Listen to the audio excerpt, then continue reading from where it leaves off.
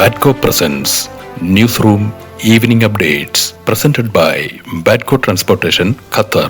ഖത്തറിൽ സുരക്ഷിതവും കൃത്യതയുള്ളതുമായ ട്രാൻസ്പോർട്ടേഷൻ സേവനങ്ങൾക്ക് ഞങ്ങളെ വിളിക്കുക. സ്കൂളുകൾ, ഹോസ്പിറ്റലുകൾ, കമ്പനികൾ, മറ്റു സ്ഥാപനങ്ങൾ എന്നിവയുടെ ട്രാൻസ്പോർട്ടേഷൻ സേവനങ്ങൾ പൂർണ്ണ ഉത്തരവാദിത്വത്തോടെ ചെയ്തു കൊടുക്കുന്നു.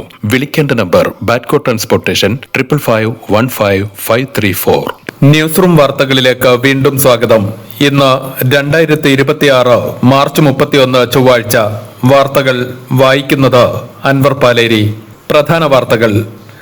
ഗൾഫ് രാജ്യങ്ങൾക്ക് നേരെ ഇന്നും ഇറാൻ വ്യാപക ആക്രമണം നടത്തി. ഇന്ന് പുലർച്ചെയാണ് വിവിധ ഗൾഫ് രാജ്യങ്ങൾക്ക് നേരെ ഇറാൻ ആക്രമണം നടത്തിയത്. സൗദിക്ക് നേരെ ഇന്ന് നിരവധി തവണകളിലായി നടത്തിയ ആക്രമണങ്ങളെ പ്രതിരോധിക്കാൻ പ്രതിരോധ സേനയ്ക്ക് കഴിഞ്ഞെങ്കിലും റിയാദിലെ അൽഖർജ് ലക്ഷ്യമാക്കിയെത്തിയ ഡ്രോണുകൾ പ്രതിരോധിക്കുന്നതിനിടെ അവശിഷ്ടങ്ങൾ ജനവാസ മേഖലയിലെ 6 വീടുകൾക്ക് മുകളിൽ പതിച്ചു. വീടുകൾക്ക് ഭാഗികമായ നാശനഷ്ടങ്ങൾ സംഭവിച്ചെങ്കിലും ആർക്കും പരിക്കേറ്റിട്ടില്ലെന്ന് സിവിൽ ഡിഫൻസ് വക്താവ് മേജർ ജനറൽ തുർക്കി അൽ മാലിക്കി അറിയിച്ചു. ഇന്ന് പുലർച്ചെ സൗദി ലക്ഷ്യമാക്കിയെത്തിയ ഇറാന്റെ 7 ബലിസ്റ്റിക് മിസൈലുകളും പ്രതിരോധിച്ചതായി സൈന്യം അറിയിച്ചു. സൗദി അറേബ്യയുടെ സുരക്ഷ ഉറപ്പാക്കുന്നതിൽ എയർ ഡിഫൻസ് ഫോഴ്സ് അതീവ ജാഗ്രതയിലാണെന്നും ഏതു തരത്തിലുള്ള പ്രകോപനങ്ങളെയും നേരിടാൻ രാജ്യം സജ്ജമാണെന്നും മന്ത്രാലയം വ്യക്തമാക്കി. അതേസമയം ദുബായിലെ അൽ ബദായിൽ ഉപേക്ഷിക്കപ്പെട്ട വീടിന് മുകളിൽ ഇന്ന് പുലർച്ചെ ഡ്രോൺ അവശിഷ്ടങ്ങൾ പതിച്ച് വൻ തീപിടുത്തമുണ്ടായി. വ്യോമ പ്രതിരോധ സംവിധാനത്തിന്റെ ഭാഗമായി ഇറാനിൽ നിന്നെത്തിയ ഡ്രോൺ അവശിഷ്ടങ്ങൾ പഴയ വീടിന് മുകളിൽ പതിക്കുകയായിരുന്നു. അപകടത്തിൽ വീടിന് സമീപമുണ്ടായിരുന്ന 4 പേർക്ക് നിസാര പരിക്കേറ്റതായും ദുബായ് മീഡിയ ഓഫീസ് അറിയിച്ചു. ഉടൻ സ്ഥലത്തെത്തിയ രക്ഷാപ്രവർത്തകർ തീ നിയന്ത്രണ വിധേയമാക്കിയതായും സമീപത്തെ കെട്ടിടങ്ങളിലേക്ക് തീ പടരുന്നത് ഒഴിവാക്കുകയും ചെയ്തതായി അധികൃതർ അറിയിച്ചു. അതേസമയം ദുബായ് തുറമുഖത്ത് നങ്കൂരമിടുന്നതിനിടെ കുവൈത്ത് എണ്ണക്കപ്പലായ അൽ സാൽമിക്ക് നേരെ ഇറാൻ ഡ്രോൺ ആക്രമണം നടത്തി. ഇന്ന് പുലർച്ചെ പ്രാദേശിക സമയം 12:10 ഭീമൻ ക്രൂഡ് ഓയിൽ കരിയർ കപ്പലായ അൽ സാൽമിക്ക് നേരെ ആക്രമണമുണ്ടായതെന്ന് കുവൈത്ത് പെട്രോളിയം കോർപ്പറേഷൻ അറിയിച്ചു.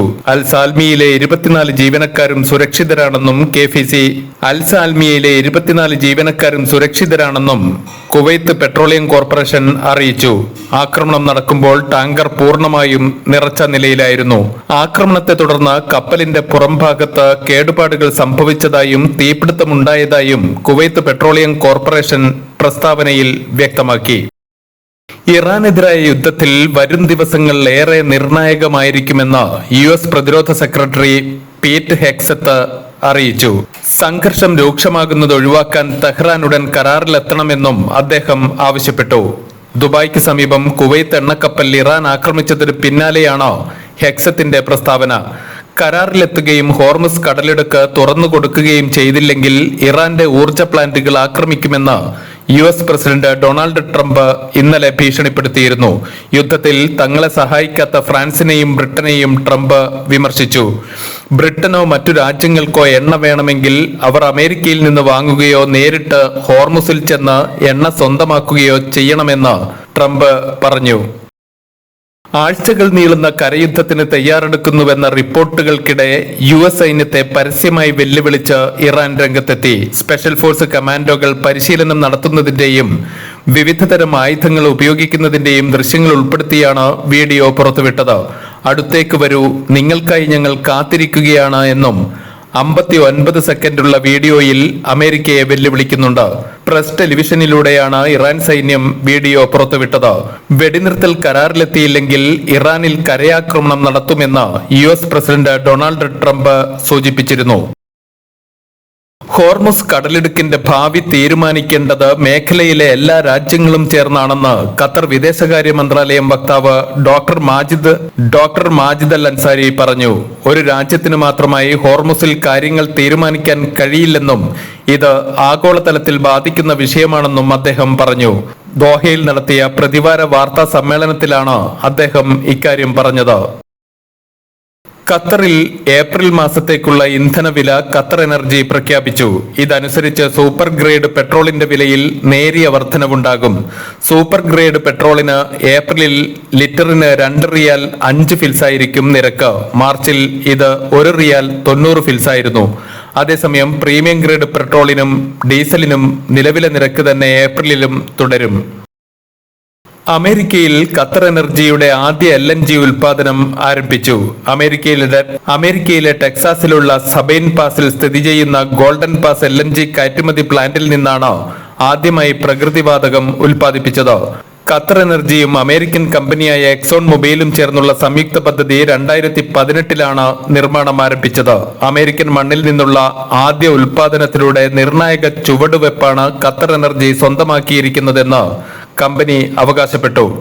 ഗോൾഡൻ പാസ് LNG പ്ലാന്റിലെ 3 ഉൽപാദന യൂണിറ്റുകളിൽ ആദ്യത്തേതിൽ നിന്നുള്ള LNG ഉൽപാദനമാണ് നിലവിൽ ആരംഭിച്ചത്.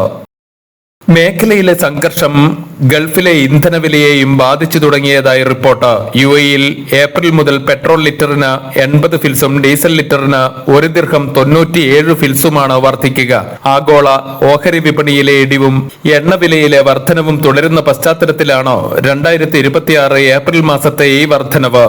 കഴിഞ്ഞ 2 മാസമായി വില കുറഞ്ഞു വരികയായിരുന്നുവെങ്കിലും മാർച്ച് മാസത്തിൽ സൂപ്പർ 98, സ്പെഷ്യൽ 95, E+ എന്നീ 3 തരം പെട്രോൾ നിരക്കുകളിലും നേരിയ വർധനവ് രേഖപ്പെടുത്തിയിരുന്നു.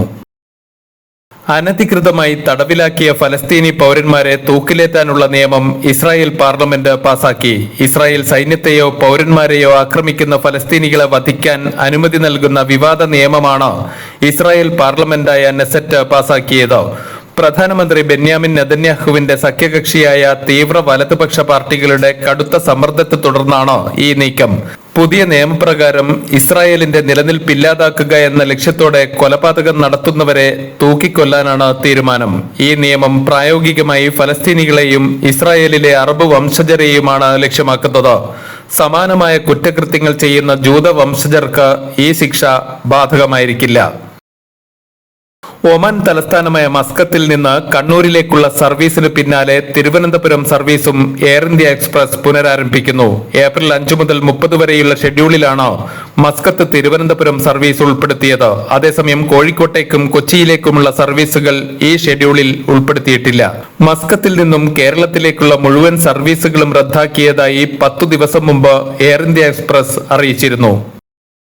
തിരുവനന്തപുരം സ്വദേശിയായ പ്രവാസി ഒമാനിൽ അന്തരിച്ചു. കരമന, മരുതറ, കാലടി, തെക്കേ കല്ലുംപുറം, നാരായണൻ, രാഘവൻ പിള്ള, ദേവകി അമ്മ ദമ്പതികളുടെ മകൻ അനിൽകുമാറാണ് മരിച്ചത്. 51 വയസ്സായിരുന്നു. മരണാനന്തര നടപടിക്രമങ്ങൾക്ക് മസ്കത്ത് KMCC നേതൃത്വം നൽകി വരികയാണ്. നടപടിക്രമങ്ങൾ പൂർത്തിയാക്കി മൃതദേഹം നാളെ രാവിലെ പുലർച്ചെ നാട്ടിലേക്ക് കൊണ്ടുപോകുമെന്ന് ബന്ധപ്പെട്ടവർ അറിയിച്ചു.